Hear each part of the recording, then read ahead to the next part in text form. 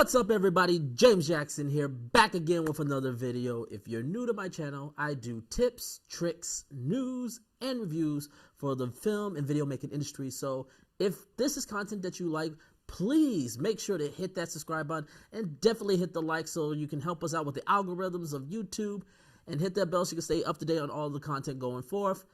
Today, I am happy to do a tutorial on one of my favorite plugins with DaVinci Resolve, and that is Dehancer.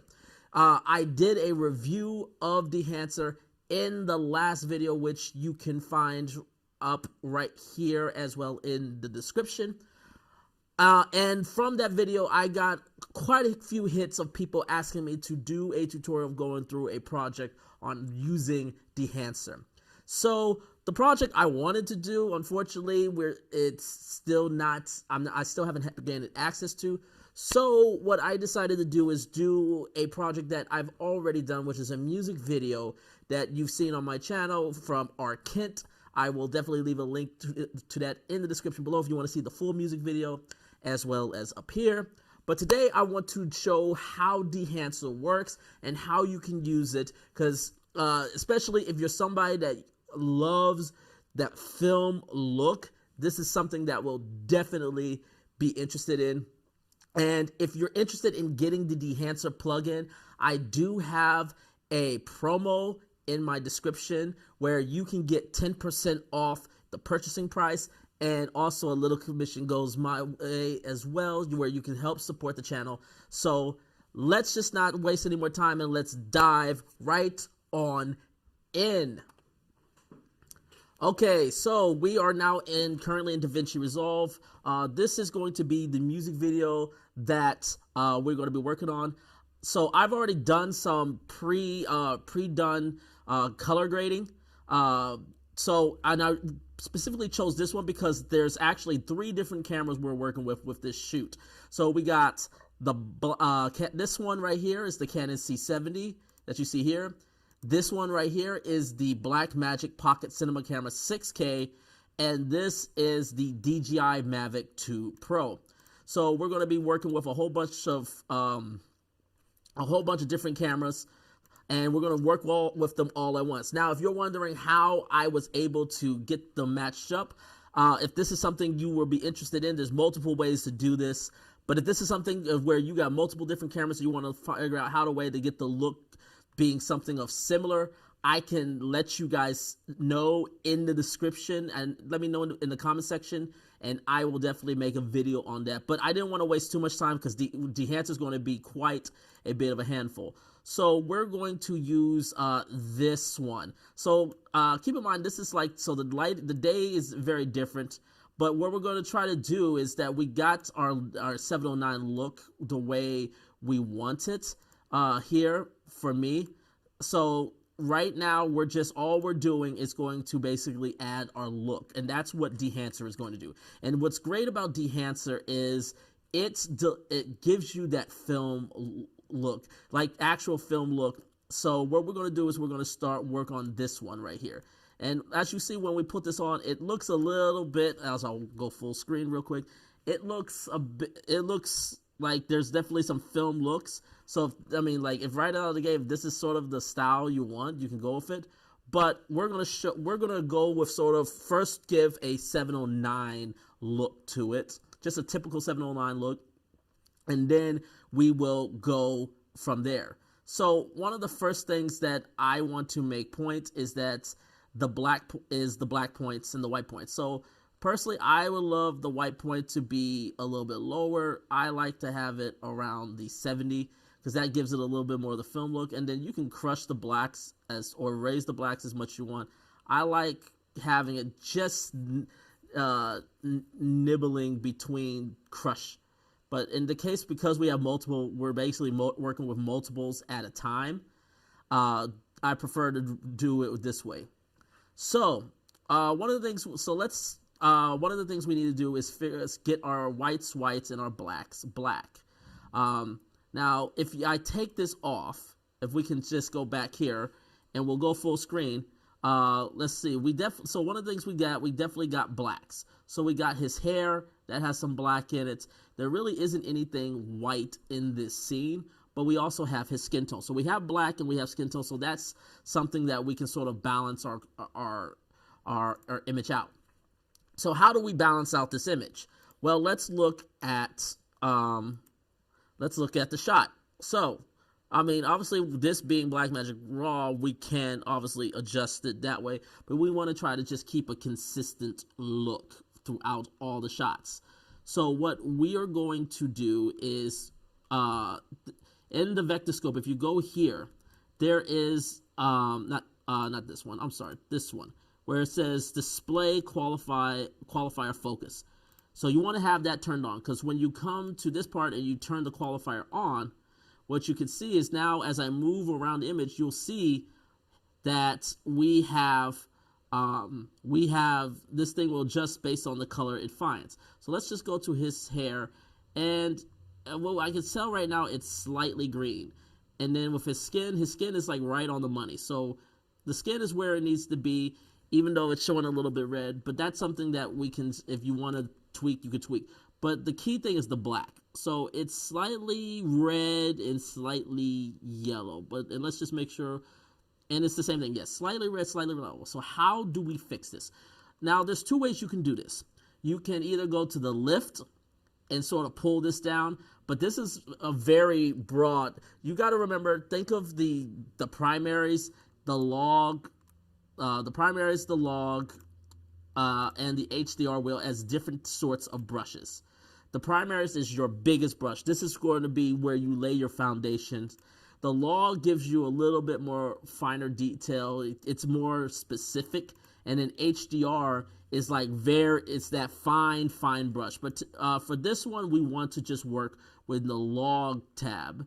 And we want to just pull, let's remember, see where we are. So we pull out, see the blacks.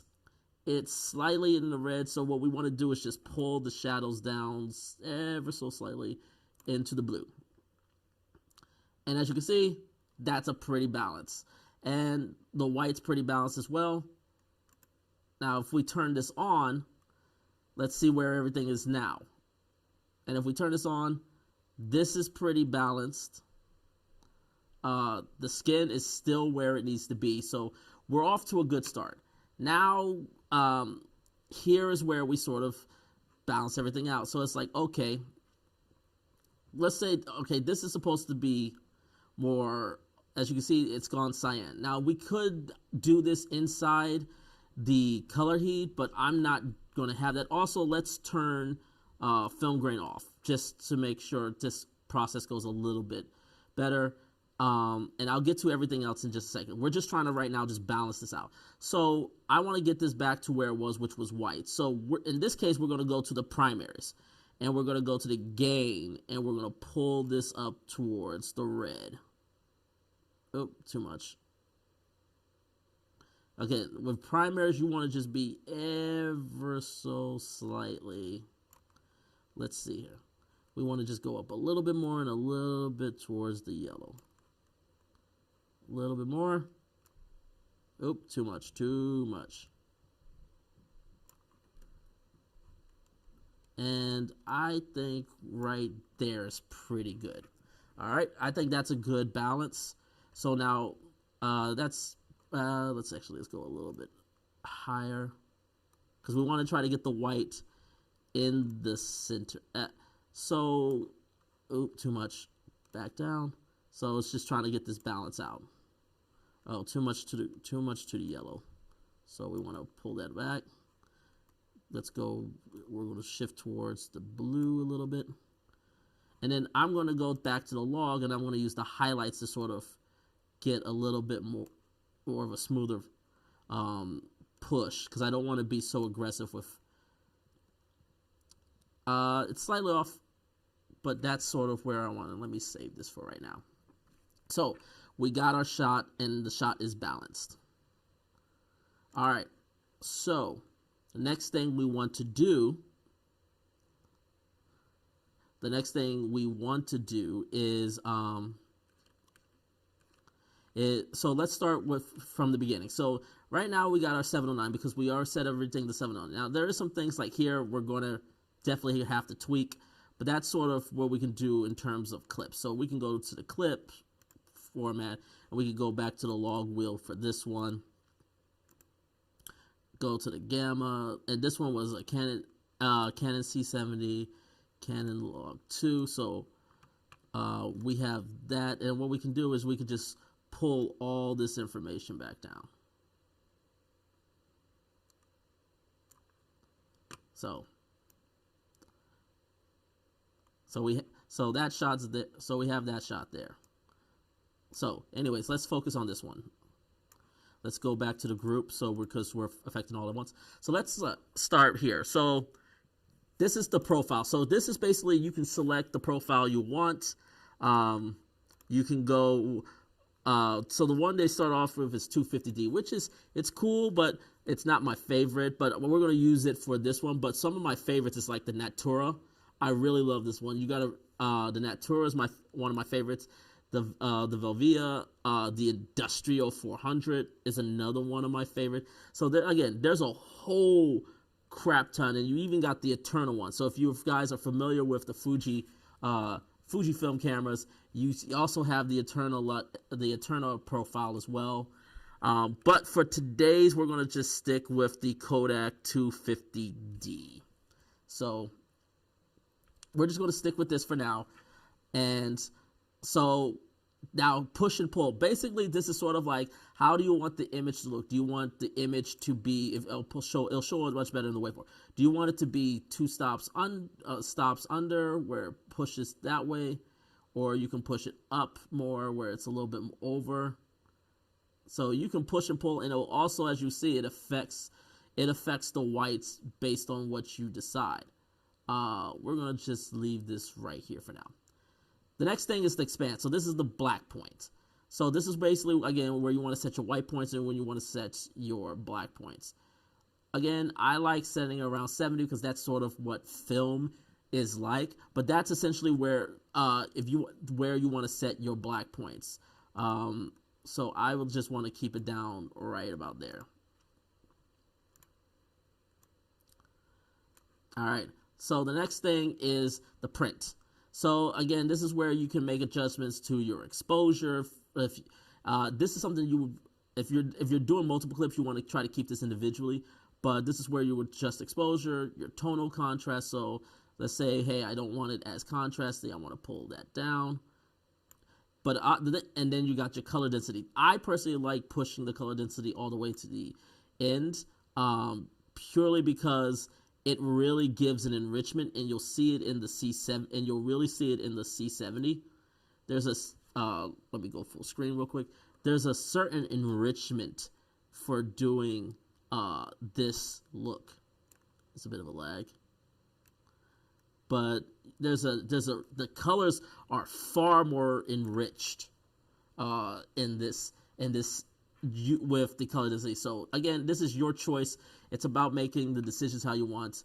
And now here's the heat. So now let's go to the heat. So the heat is basically how the look you want. So we've already, like I said, we balanced the shot out to where we want to, back to sort of a 709. Now here's where we can sort of give our look. So let's say, hey, this is sort of, we want it to be a little bit more yellow and red to give that bit of golden, a sort of like morning sunrise. So we're gonna go a little bit red and a little bit yellow. And let's pull this up, and you can kind of see that. You'll see that definitely a little bit more. So we're gonna get, and then I want to go a little bit magenta. I want to go a little bit magenta with this one. Just ever so slightly magenta, just to give that golden hour sort of vibe to it.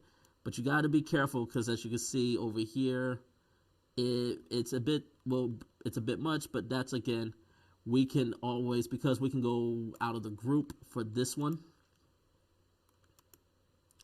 and we can go to our color tab, and we can pull from the midtones. We'll pull the magenta back out. There, problem solved.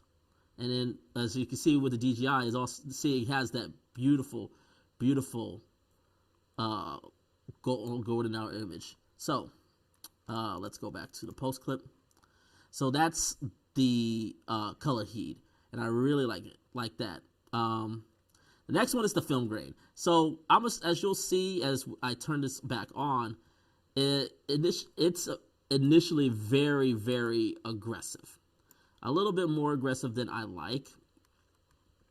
So what we're gonna do, I'm gonna turn this off. I like bringing it all the way down to I like bringing the midtones amounts, the shadow and highlights down all the way to 5. I like bringing them all the way down to 5. I like bringing the amount down to about 8, anywhere between 8 and 10. The film resolution, that's up to you. I personally like pushing it a little bit more, and then you'll see the difference. So here it's a lot more subtle. So now as you'll see, I mean, it may be harder to see because of YouTube compressions, but from my monitor here, it's a lot more subtle, and I think it'll be, let me go to the pocket shot. This looks a lot more subtle. The film, and it feels a lot more natural, and you'll see it, you'll definitely, hopefully YouTube doesn't compress it too much, but you'll definitely see it like on his arms. It has a much more natural look to it. So again, you could do your one, but that's just for the demonstration. And now let's actually go to the DJI for halation. So halation, let's enable this, and then we'll turn the mask on. As you can see, there's a huge amount of halation. And what is halation if you're not familiar with this? This is that, again, if you saw my review, this is that where it's like it has this red, this is where this bloom, this sort of reddish bloom effect that was basically that was like a fault of film. So we're going to just, again, we want to, your mileage may vary. I like sort of keeping it very, very subtle. So I like bringing it down, soften it out, diffusing it out, pulling the amplify down. And then you can also change the hue if you want to. The mask mode is just basically make it easier to see what's being affected by the halation. So when we turn that off, and then you see here, so it's hard. So this whole red area right here, that's sort of what's spilling with the halations. And you see it even amplified even more in the trees as well. So that's sort of one of the things so if you want to add that in. Then there's the bloom effect. You guys are probably familiar with the bloom. And you'll definitely see it right here off the houses. So I'm not a fan of that. Now here is my favorite one, and that is the vignette. And you'll see, and as you can see, as I pull it down, and you can see it in the waveform, it just pulls like those highlights down, and it sort of just brings everything sort of together. And I really love the vignettes on this. I think you'll definitely see it on here, where we have it here, and then it pulls everything back down, and then it pulls everything down. You'll see it here. You'll definitely see it here where it pulls. It's like you see the brightness, and then it pulls everything down. It gives such a more natural vibe. It gives a natural look to it. And then let's go to this one right here. And again, it just makes everything sort of all around better. And then you got film breathe. I personally am not a fan of film breathe, but I'll enable it. But basically, it's just that sort of little bit of like jittery motion because of like film sort of just like jiggering. So if you want to really add that effect, let me go full screen. You can sort of see it in the background. But you can, yeah, it's just one thing after another. And then the gate weave, you want to try, if you want to see that, let's take a look at that. But it's like you see that where things sort of just move a little kind of funny. But yeah, it's fairly simple, and like I said, so if you feel like, okay, this is a bit too red for my liking, especially now that we have, you know, added that, we can always pull that back and say, hey, let's pull the magenta back. I think let's pull the magenta back. Let's pull the reds. Let's pull the reds back. Let's go more cyan.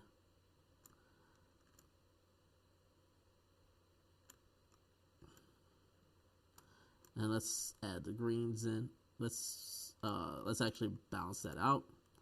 And let's pull the yellows back, and let's just slightly add red. So there.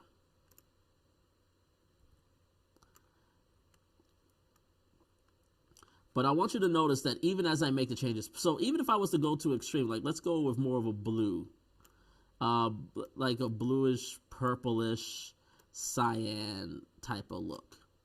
I want you to see something, that even though I'm making all these changes, let's go to the vector scope and then let me show this qualifier. Look at this. The black, even though with the changes, the black is still balanced. The skin tone is slightly off, but it's still roughly on the skin tone lines.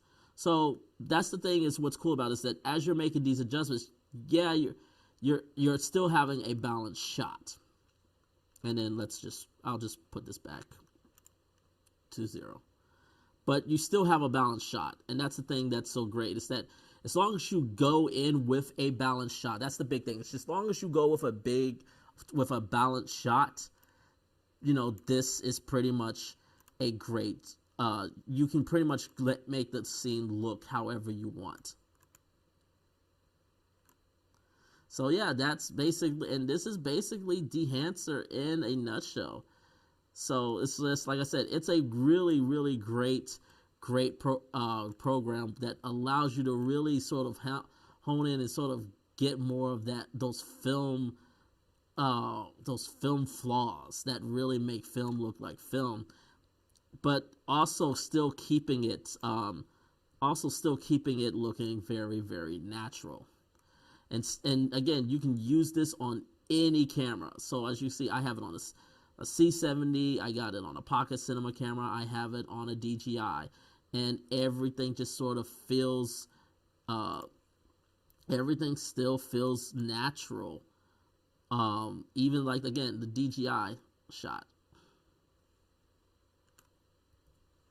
I think this one will be better. Even the DJI shot, like this looks great. This looks like a great shot. So yeah, this is the Dehancer, and as you'll see here as well, this is the final cut of Dehancer, of what we use with all 3 cameras.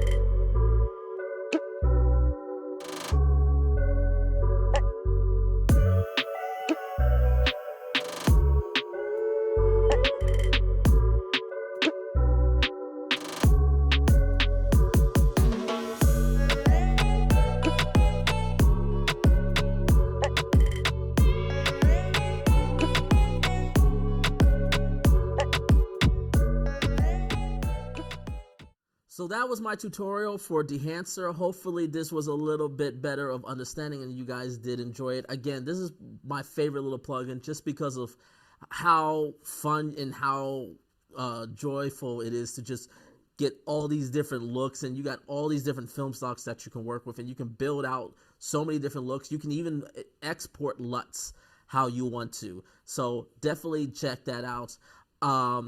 Let me know if you got what you guys think. Leave your comments below. But also make sure, again, don't forget to hit that subscribe button. And until next time, take care, everyone.